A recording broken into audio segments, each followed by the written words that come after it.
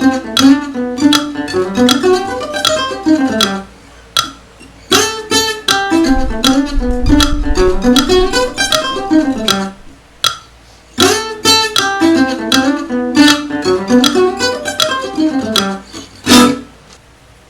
everyone, Jimmy Grant here with another lesson for you. Finally, it's been a couple months, so apologies, I've been super busy. I was just teaching at Django in June with a lot of great teachers. Yoshua Steffen was there, Paula Schaefer, Charles Limburger, and Sam Farthing, and several others. Russell Welsh, I'll try to name everyone, why not? Dennis Chang, Adrian Holovati, Charlie Roman, and Christine Tassan, and Henry Acker, and Jack Sorf were the guitar staff. So it was a super fun time.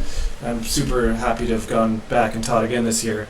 I thought my classes went great, and I had a great time jamming, and our performance I thought went really well. Anyways, before we get started, once again, if you like this kind of content, please like and subscribe below. It helps a lot, and it keeps me making more. Apologies, I have not done anything new lately because, like I said, I've been busy with the concerts and things like that, so I can't 100% commit to making content like this consistently. Anyway, so today I want to talk about one really cool Django lick, and then also more about practicing. This is from his 1944 solo on Djangology, Stan Brenders, and I've talked with Stan Brenders. I've talked about this one several times. But this is a 2-5-1, so you can use it over when you see an A minor 7 to D7 to G, and it's a hard lick. And that's why I picked this lick, is because I'm going to show you how to practice it, and something try to explain and help you with that. But a 2-5-1, if you don't know what that is, A minor. Also, I will have I have another camp coming up in October, which is Camp Django, which will have Sam Farthing, Charles Limburger, Ava Slonga will be there, Zach Valentine on bass. Super excited for that. So if you have any questions about that or lessons, check out my email below. Anyways, let's go and continue with the lesson. So here's the lick I was playing at the beginning of the video with the metronome, which is very important. It's pretty simple, but it's not simple. But something to do when you learn this kind of thing is just focus on one string at a time. A minor 7 to G. So here's the...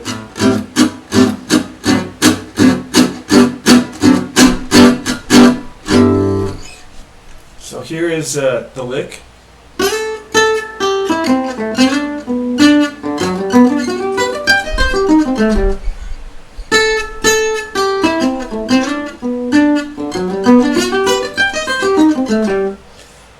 So there's a lot of triplets and things in here. And it's kind of imposing a C minor over a G chord. In the accordion, they may play C minor there.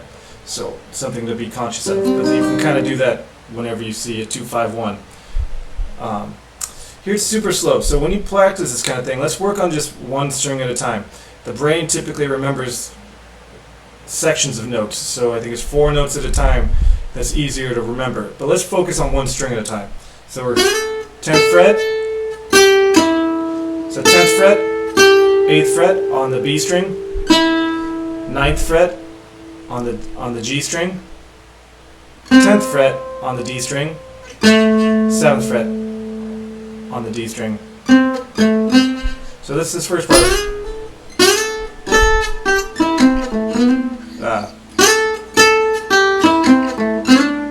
It slides up to the 12th fret and a B, so this is the 9th fret. So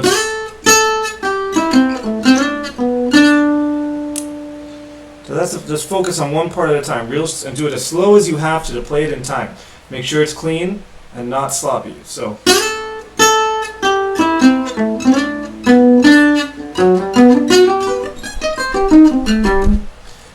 that's a G major arpeggio with a C minor arpeggio. I'll break that down too, but let's go back to here. Remember, one string at a time. So there's that. You have that good?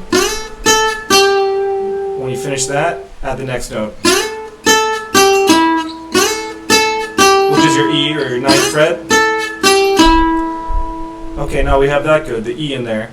And then we have the 10th fret, which is your C to your A. So give that all equal attention. Each note, give it equal attention. Practice like this.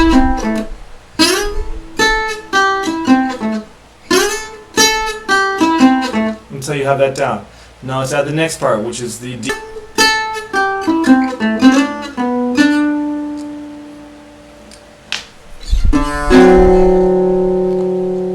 So we're on D7 there. And now we do this G major arpeggio, which if you watch my other videos, I'll put it up here, a link to it. Must know arpeggios. This is in there. Of course, it's, when I say arpeggios, these are like the backbones of these licks. So this one is this G major arpeggio.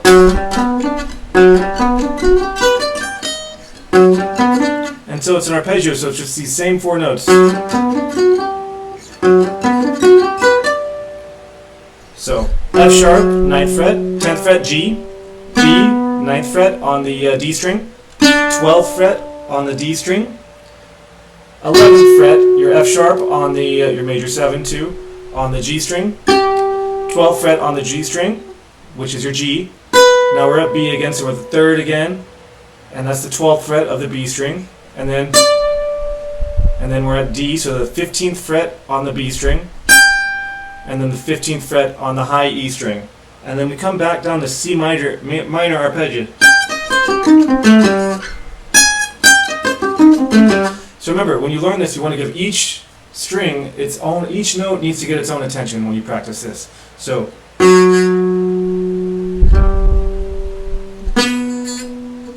okay, that was, I buzzed a little bit, so we start over.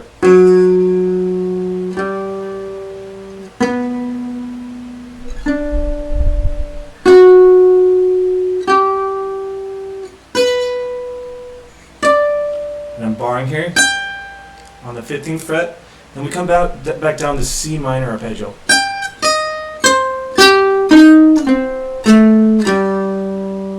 So, and this is also my arpeggios. Of course, I'm adding a minor 6 in here, but this is an arpeggio video too that I commented on earlier. So go back and check that out. These arpeggios are super important.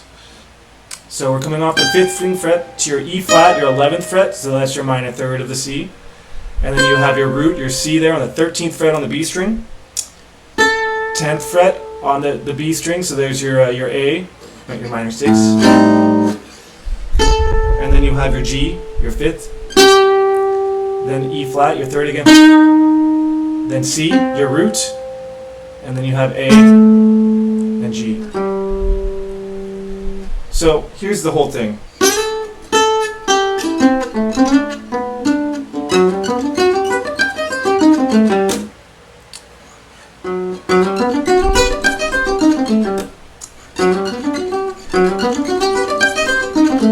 So you want to break it down into small parts. This is back to my other video, practicing fast, tips on that. You have to do this. I post a link on one of these sites. Just look up there. You'll see it. So these licks are, like practicing slow is super important. Because if, you know, bad habits create bad practice and all that fun stuff. But, you know, making sure everything is clean and even. And be your own critic. When something doesn't sound right, it probably isn't right. So you need to make adjustments for that.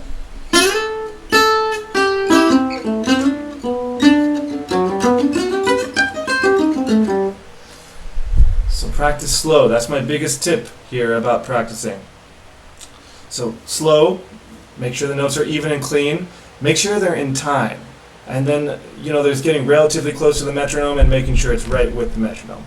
But when I started playing this lick, I had to start it at this tempo. I have the metronome at 54 beats per minute right now. Super slow. So check this out, how slow I'm practicing.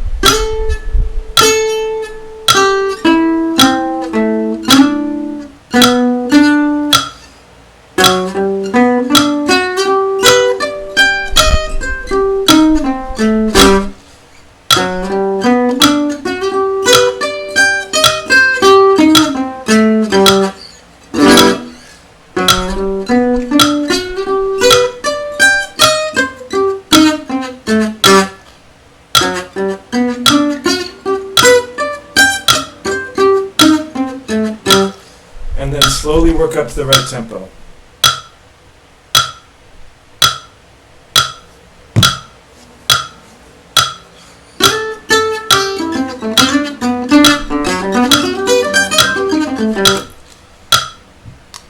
Now there's a little tricky thing in this lick too, something that Django and the manouche and the synthi use quite a bit. And I'm playing a ghost note in here, and the recording is hard to hear, but and I was talking about this in some of my workshops. Sometimes you hear these extra notes, and it's super subtle. When you get a fast lick like this, it's important to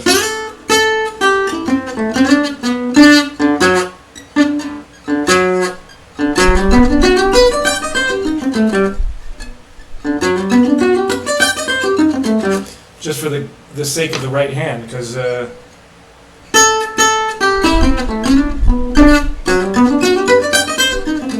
they both work, but this clears up, gives you a little more air in there. Anyways, I hope you enjoy this lick and this lesson, and remember, practice slow, in time, make sure your notes are clear, make sure it makes sense. This is super important when you're practicing, and then when you're playing live too. Anyways, if you like this kind of content, like and subscribe below. Email me. I have actually some things for sale. I'm selling this Favino. Also, I have some picks for sale. It's a Django Jazz pick. Shoot me an email if you would like to, or if you're interested in anything. And like and subscribe for more, and please share. And if you have anything specific you want to learn more about, ask below. Thanks.